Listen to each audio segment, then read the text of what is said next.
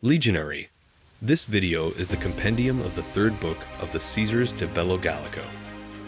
Book 3 of the Gallic Wars by Julius Caesar focuses on a significant period of the Gallic War in 56 BC, where Caesar. The gist of these chapters centers on the complexity and scale of the Gallic Wars as Caesar extends his reach into Aquitania.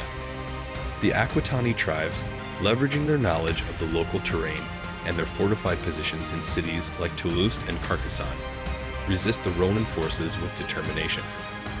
Also the Veneti, a powerful maritime tribe along the coast of modern-day Brittany, posed a significant challenge due to their naval strength and their ability to control the seas.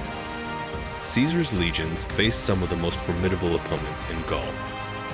Have fun with this new audio-video book, and do not forget to subscribe. This is his order.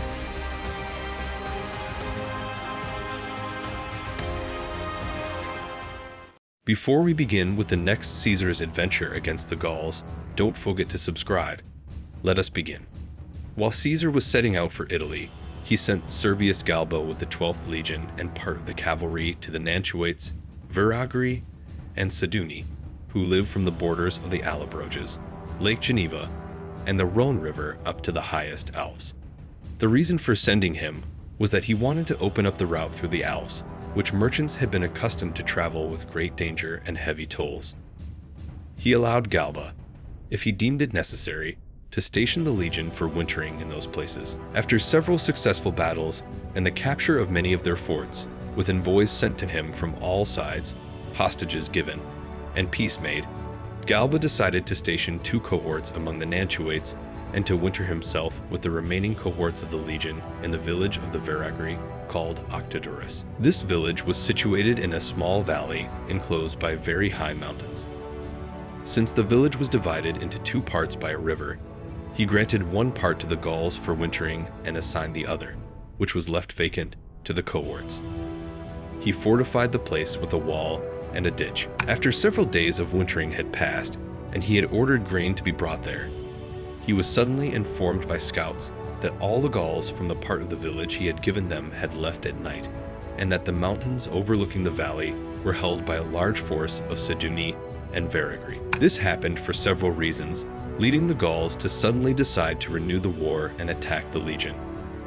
First, they despised the legion because it was not fully manned, with 2 cohorts detached and many soldiers individually absent to fetch supplies, and second, because of the disadvantageous position, as they could descend from the mountains into the valley and throw their weapons without their initial attack being able to be withstood. Additionally, they grieved over their children taken from them as hostages, and they believed that the Romans were not just opening up routes, but also trying to permanently occupy the peaks of the Alps and annex those territories to the neighboring province. Having received this information, Galba, since the fortifications of the winter quarters were not fully completed and not enough provisions of grain and other supplies had been made, as he had thought there would be no war after the surrender and acceptance of hostages, quickly called a council to ask for opinions. In the council, considering the sudden danger and seeing that almost all the higher ground was occupied by a multitude of armed men, and with the paths blocked so that neither reinforcements could arrive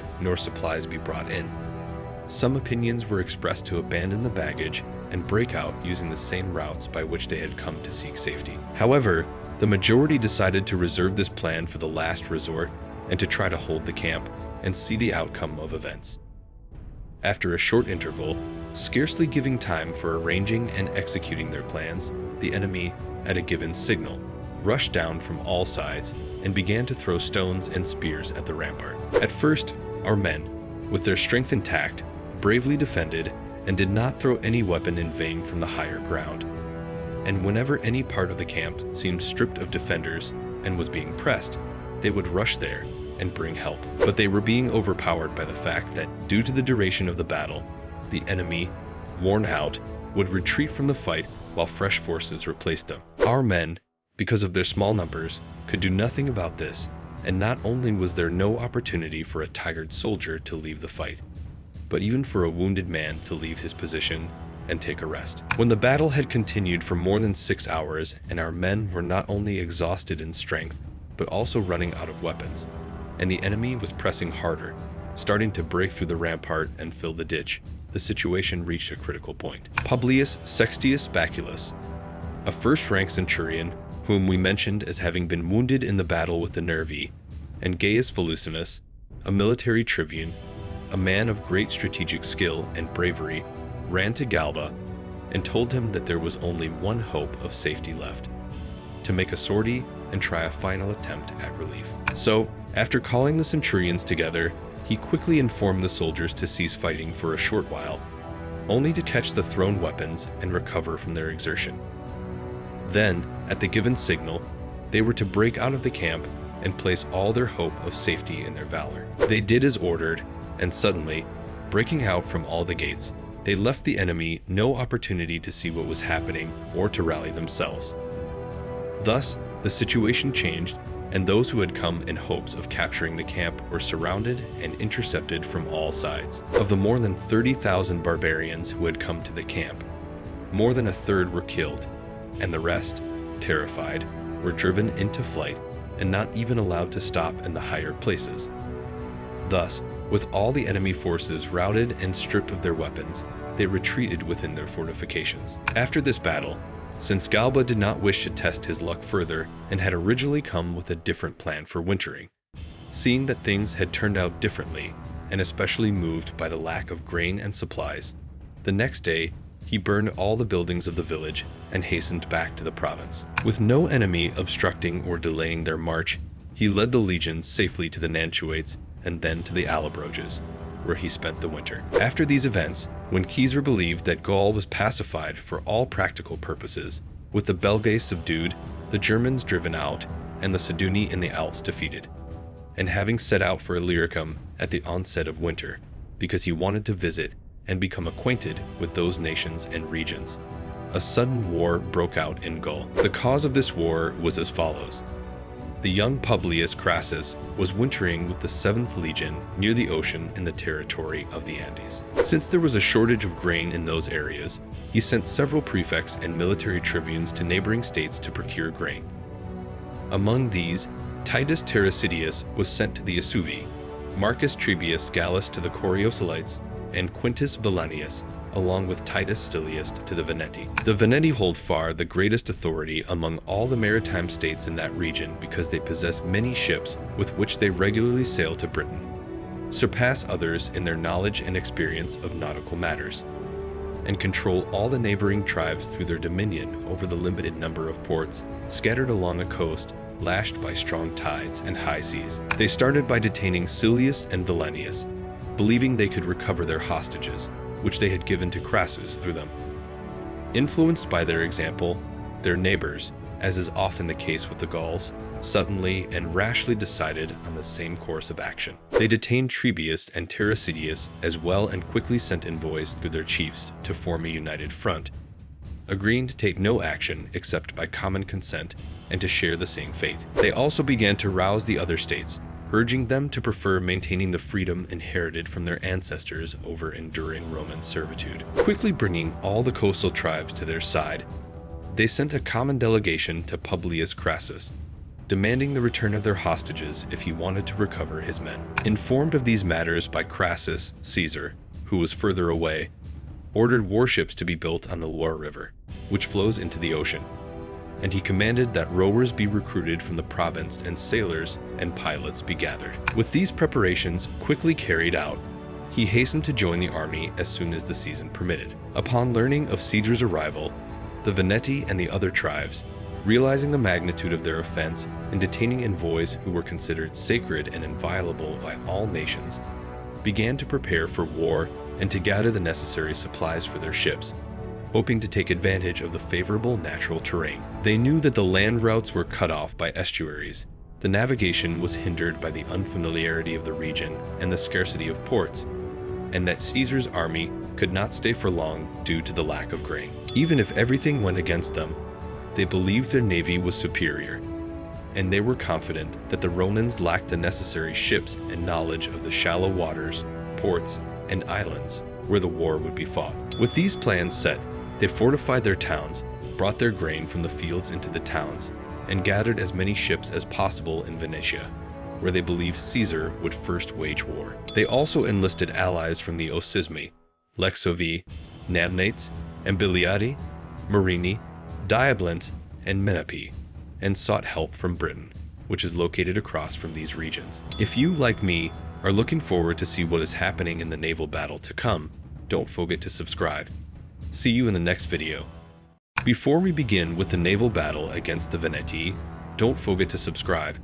Let us begin. Although there were considerable difficulties in waging this war, as outlined previously, many factors still incited Caesar. The injury of detaining Roman knights, the revolt after surrender, the defection despite giving hostages, and the conspiracy of so many states, particularly to prevent other nations from thinking they could do the same with impunity. Thus, understanding that nearly all the Gauls were eager for new disturbances and quickly aroused to war, and knowing that all men naturally desire freedom and hate the condition of servitude, he thought it best to divide his forces and spread his army more widely before more states could conspire. Therefore, he sent Titus Labienus with the cavalry to the Treveri, who are closest to the Rhine. He instructed him to visit the Remi and the other Belgae to keep them loyal and to prevent the Germans, who were said to be called by the Belgae for help, from crossing the river. He ordered Publius Crassus to set out with 12 legionary cohorts and a large number of cavalry into Aquitania to prevent auxiliaries from those nations from being sent into Gaul, and to keep such large nations from uniting. He sent the legate Quintus Titurius Sabinus with 3 legions to the Venelli, Coriosolites, and Lexovi to hold off their forces. He put the young Decimus Brutus in charge of the fleet and the Gallic ships, which he ordered to assemble from the Pictones, Santones, and other pacified regions, and instructed him to set out against the Veneti as soon as possible. Caesar himself marched with the foot soldiers. The positions of their towns were generally such that they were located on the ends of tongues of land or promontories, and had no access for foot soldiers when the tide from the sea had come in, which happens twice every 12 hours, nor for ships, because when the tide went out, the ships would be damaged on the shallows. Thus, the assault on their towns was hindered by both circumstances.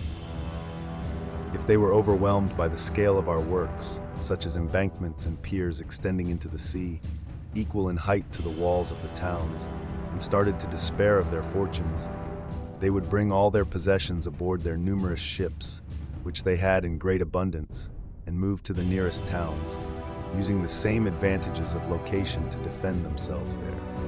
This they could easily do for a significant part of the summer, because our ships were detained by storms, and there was great difficulty in navigating such a vast and open sea, with high tides and few, if any, harbors. Their ships were built and armed in this manner. The keels were flatter than those of our ships, making it easier for them to handle the shallows and tidal retreats. Their prows and sterns were very high to withstand the size of the waves and storms. They were made entirely of oak to endure any force or collision. The crossbeams were fastened with iron nails as thick as a thumb. The anchors were secured with iron chains instead of ropes. The sails were made of skins and thin leather, either due to a lack of flax and ignorance of its use, or more likely because they thought such large and powerful sails would not withstand the vast ocean storms and winds. When these ships engaged with our fleet, they had the advantage in speed and maneuverability, while other aspects were more suitable for the local conditions and the violence of the storms. Our ships could not damage them with the prow because of their great strength, and because of their height, it was difficult to hurl projectiles at them or hold them with grappling hooks. Furthermore, when the wind began to blow violently and they gave themselves to the wind, they could more easily weather the storm and anchor safely in the shallows, fearing neither the rocks nor the shoals. All these risks had to be feared by our ships. After several towns were captured, Caesar, realizing that his efforts were in vain, as capturing towns did not prevent the enemy from fleeing nor cause them any significant harm, decided to wait for his fleet. When it finally assembled and was first seen by the enemy, about 220 of their ships, fully equipped with all types of weapons, set sail from the harbor and lined up against ours. Brutus, who was in charge of the fleet, along with the military tribunes and centurions, each commanding individual ships, were uncertain about what to do or how to engage in the battle. They had realized that their ships could not be damaged by ramming. Although towers had been erected, the height of the enemy ship's sterns surpassed them, so that weapons thrown from a lower position could not be hurled effectively, and those thrown by the Gauls from above struck with greater force. One device prepared by our men proved very useful. Sharp hooks attached to long poles, not unlike the hooks used for scaling walls. When the ropes that fastened the yards to the masts were caught and pulled by these, the ships were quickly rowed forward, causing the ropes to snap. With these cut, the yards fell, and since the Gallic ships depended entirely on their sails and rigging, their use of the ships was completely disabled. The remaining contest depended on the courage of the soldiers, in which our men had a clear advantage, especially since the battle took place in full view of Caesar and the entire army, so that any act of bravery could not go unnoticed. All the hills and high places from which there was a clear view of the sea were occupied by our troops. Once the yards were cut down, as mentioned, and 2 or 3 of our ships surrounded each of theirs, our soldiers fought with great energy to board the enemy ships. When the barbarians saw this, and that many of their ships were being taken, they sought safety in flight. As they turned their ships in the direction the wind was blowing, suddenly there was such a calm and stillness that they could not move. This situation was very advantageous for completing the task. Our men, pursuing each ship individually, captured them, so that very few of the whole fleet managed to reach land during the night, after fighting from about the 4th hours in the afternoon until sunset. With this battle, the war with the Veneti and the entire maritime region was concluded. Since all the youth and all the elders who had any wisdom or rank had gathered there, and since they had concentrated all their ships from everywhere into one place, with these lost, the remaining people had nowhere to retreat to, nor could they defend their towns. Therefore, they surrendered themselves and all their possessions to Caesar. Caesar decided to exact a harsher punishment on them, to ensure that in the future, the rights of envoys would be respected by the barbarians. Thus, he executed the entire Senate and sold the rest into slavery. While these events were taking place among the Veneti, Quintus Titurius Sabinus arrived in the territory of the Venelli with the forces Caesar had given him. Viridovix commanded these forces and held supreme authority over all the tribes that had revolted. He had gathered a large army from these tribes, and a few days earlier, the Alerci Eberavices and the Lexavi had killed their senate because they did not want to start a war, and they closed their gates and joined Viridovix. Furthermore, a large number of desperate men and robbers from all over Gaul had gathered, drawn by the hope of plunder and the desire for war, abandoning agriculture and daily labor. Sabinus kept his troops in camp in a suitable location, while Viridovix encamped about 2 miles away, offering battle daily. This caused Sabinus to be held in contempt, not only by the enemy, but also somewhat by his own soldiers, who believed he was showing fear. This was precisely what Sabinus intended, for he did not believe he should engage in battle with such a large number of enemies without Caesar, who held supreme command, unless he could do so on favorable ground or given some opportunity. With this perception of fear firmly established, Sabinus chose a cunning and suitable man, a Gaul among those he had with him as auxiliaries. Promising him great rewards, he persuaded him to defect to the enemy and convey what he wished. Pretending to be a deserter, the man went to the enemy and portrayed the Romans' fear, explaining how Caesar was being hard-pressed by the Veneti, and that it wouldn't be long before Sabinus would secretly lead his army out of the camp at night to provide aid to Caesar. Upon hearing this, the Gauls all clamored that this was an opportunity not to be missed. They should attack the Roman camp. Many factors encouraged them to this decision. Sabinus' delay in recent days, the confirmation of the deserter, their lack of provisions, the hope of success in the Venetic War, and their tendency to believe what they wanted. Influenced by these factors, they did not let Viridovix and the other leaders leave the council until they agreed to the attack. The Gauls, pleased and confident of victory, gathered brushwood and branches to fill the Roman ditches and proceeded to the camp. If you, like me, are looking forward to see what is happening next, don't forget to subscribe. See you in the next video. Before we begin with the next Caesar's battle against the Gauls, don't forget to subscribe. Let us begin. The Roman camp was situated on elevated ground, gently sloping for about a mile. The Gauls rushed up this slope, giving the Romans minimal time to prepare and arm themselves. Exhausted, they arrived at the camp. Sabinus, encouraging his men, gave the signal to those eager for battle. The enemy, hindered by the loads they carried, were taken by surprise when Sabinus ordered a sudden sally from both gates. The advantageous position, the enemy's ignorance and fatigue, the courage of our soldiers, and their experience from previous battles led to the enemy not withstanding even one charge from our men and immediately turning tail. Our soldiers pursued the encumbered and tired enemy with fresh strength, killing a large number of them, while the cavalry chased down the few who escaped. Thus, Caesar received news of both the naval victory and Sabinus's victory at the same time, and all the states immediately surrendered to Titurius.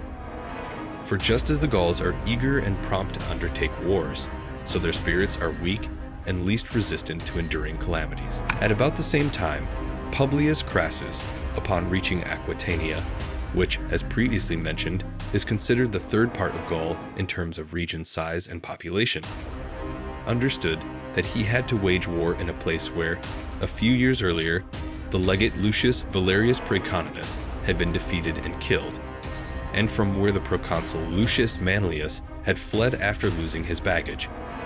He realized the need for great diligence. Therefore, after securing provisions and gathering auxiliaries and cavalry, and summoning many brave men from Toulouse, Carcassonne, and Narbonne, the neighboring states of the province of Gaul, he led his army into the territory of the Sociates. Upon learning of his approach, the Sociates, gathering a large force and relying heavily on their cavalry, engaged our column in an ambush.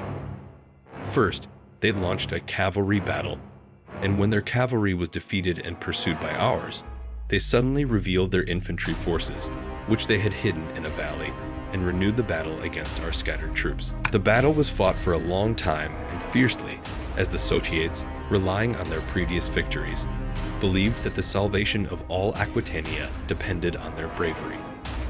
Meanwhile, our soldiers were eager to prove what they could achieve without their general and without the rest of the legions, under the command of a young officer. Finally, the enemy, exhausted by their wounds, turned and fled. After a large number of them were killed, Crassus continued his march and began to besiege the town of the Sociates. Despite their valiant defense, he brought up siege engines and towers. The Sociates attempted several sorties and dug tunnels to undermine the siege works and the rampart. The Aquitani are extremely skilled in this, due to the many copper mines in their country. When they realized that our soldiers' diligence rendered these efforts useless, they sent envoys to Crassus to negotiate their surrender. After this request was granted, they were ordered to hand over their weapons, which they did. While all our men were focused on this task, Adiatunus, who held the supreme command, attempted a sortie from another part of the town with 600 of his followers, whom they call soldiery.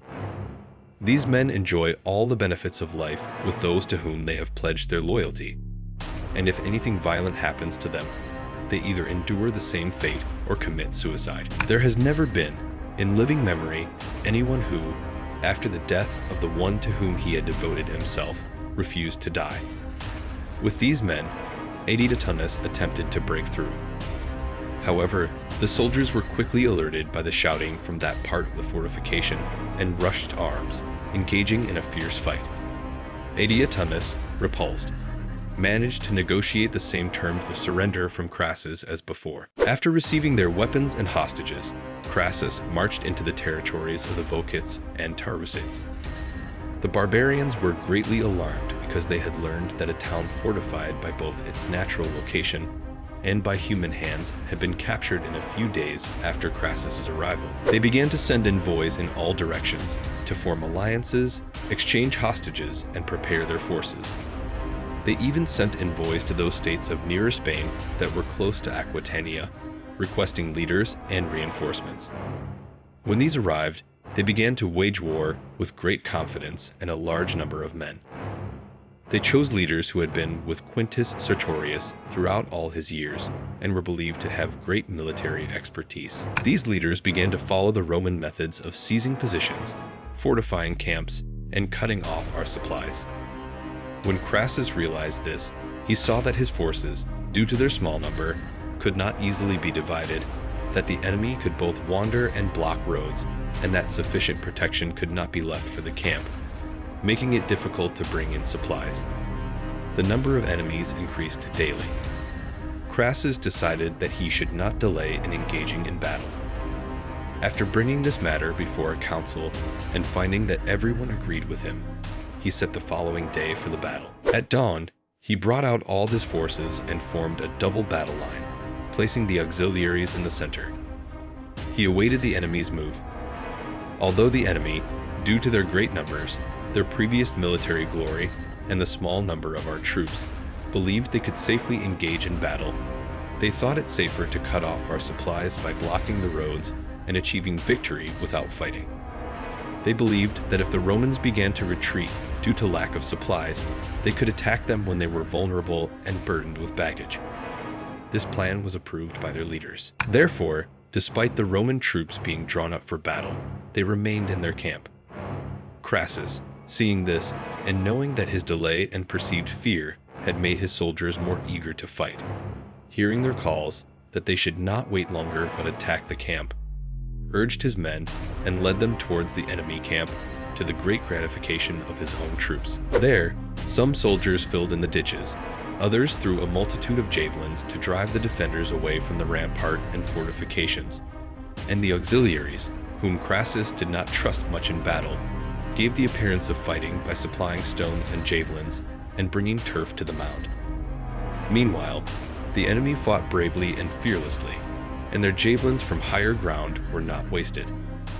Then the cavalry, having circled the enemy camp, reported to Crassus that the camp was not as well fortified at the back gate and offered easy access. Crassus, encouraging the leaders of the cavalry to incite their men with promises of great rewards, explained what he wanted it done. They led the cohorts, which had been left to guard the camp, and were fresh around a longer route so they could not be seen from the enemy camp. While everyone was focused on the battle, they quickly reached the fortifications we mentioned, broke through them, and took their positions in the enemy camp before they could be fully seen or the enemy could realize what was happening. Hearing the shouting from that part, our soldiers, reinvigorated as often happens with the hope of victory, began to fight more fiercely. The enemy, surrounded on all sides and despairing of all hope, tried to escape over the fortifications and flee. The cavalry pursued them across the open fields and killed many of the 50,000 men who had gathered from Aquitania and the Cantabrians, leaving barely a fourth part. Late at night, the cavalry returned to camp. After hearing about this battle, most of Aquitania surrendered to Crassus and willingly sent hostages. Among them were the Tarbelli, Bagirians, Teani, Vocates, Tarusates, Elustates, Gates, Aussi, Garoni, Sibusates, and Cocosates. Only a few distant nations, relying on the time of year since winter was approaching, neglected to do this. Around the same time, Caesar, although it was nearly the end of summer, decided to quickly conclude the war with the Morini and Menapii, who were still in arms and had never sent envoys to him to seek peace, believing this war could be finished quickly. He led his army there. These tribes began to wage war very differently from the other Gauls. Knowing that the largest nations which had engaged in battle were defeated, and having continuous forests and marshes, they retreated there with all their belongings. When Caesar reached the edge of the forests and began to fortify the camp without seeing the enemies suddenly burst out from all parts of the forest and attacked our men. Our soldiers quickly took up arms, drove them back into the forest, and, after killing many, followed them into the more difficult areas, losing only a few of their own men. In the following days, Caesar began to cut down the forests, ensuring that no surprise attack could be made on his unarmed and unsuspecting soldiers from the side. He placed all the cut timber toward the enemy and built it up on both sides as a rampart. After completing a large area with incredible speed in just a few days, and capturing the livestock in the rear of the enemy's baggage, they themselves sought denser forests. Then such storms followed that the work had to be stopped, and the soldiers could not be kept in tents for long due to continuous rain. Therefore, after devastating all their fields, burning villages and buildings, Caesar led the army back and stationed them in winter quarters among the Aulerci, the Lexovi, and the remaining states that had recently waged war. If you, like me, are looking forward to see what is happening next, don't forget to subscribe. See you in the next video. Thank you for watching this video. You definitively enjoyed it.